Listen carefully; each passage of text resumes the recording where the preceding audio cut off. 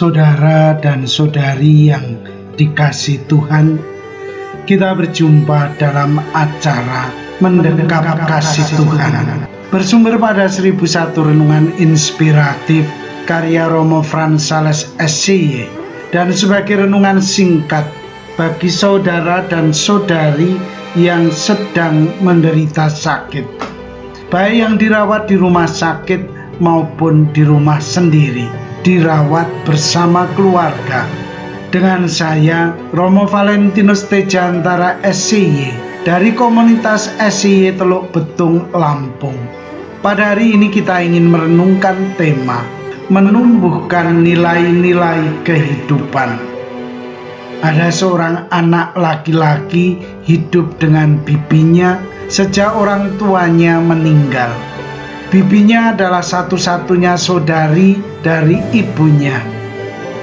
Karena dia tidak menikah dan tidak mempunyai anak, si bibi memanjakan anak itu.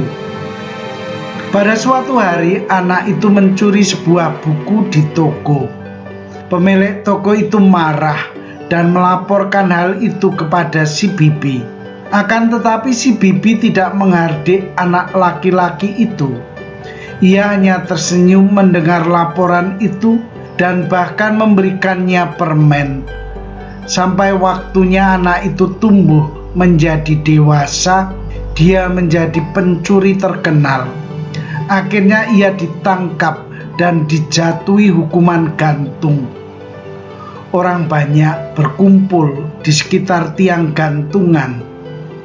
Ketika tali dipasangkan pada lehernya, tiba-tiba seorang wanita menyibak kerumunan orang banyak, maju menjumpai si terhukum.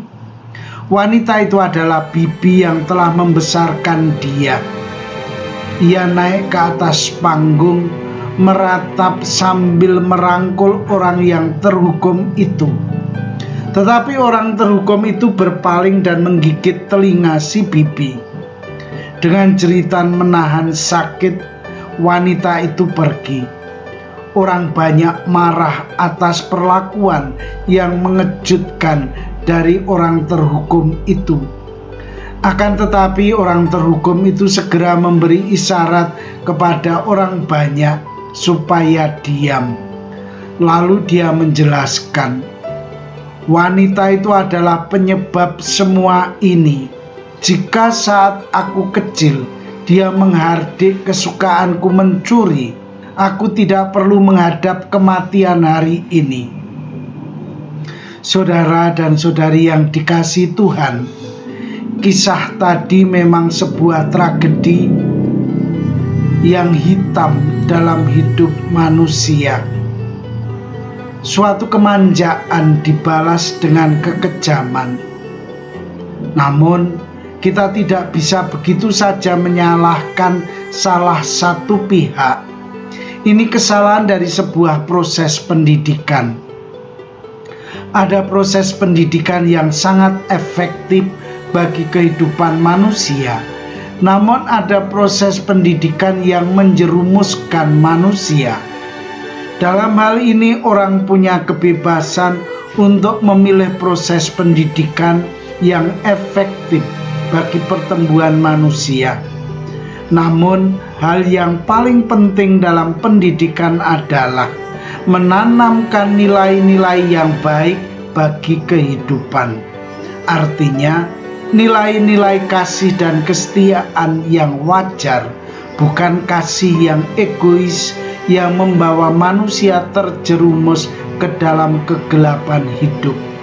Proses pendidikan yang baik itu memberi rangsangan kepada mereka yang sedang berada dalam proses itu. Tujuannya agar mereka secara kreatif menerima dan mengembangkan nilai-nilai yang diberikan. Ada kalanya ada teguran ketika ada pelanggaran terhadap nilai-nilai yang diberikan. Bahkan bisa juga ada hukuman yang diberikan kepada mereka. Tentu tujuannya bukan untuk mematikan kreativitas mereka, tetapi agar mereka bertumbuh dan berkembang secara baik. Teladan adalah hal yang sangat baik dalam proses pendidikan.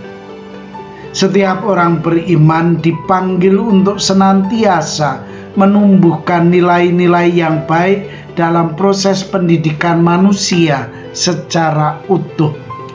Karena itu marilah kita berusaha untuk menghidupi nilai-nilai yang baik itu. Dengan demikian kita dapat bertumbuh dan berkembang kesetiaan satu terhadap yang lain. Saudara dan saudari yang terkasih, marilah mengakhiri renungan singkat kita dengan menyatukan iman, harapan, dan kasih kita kepada Tuhan.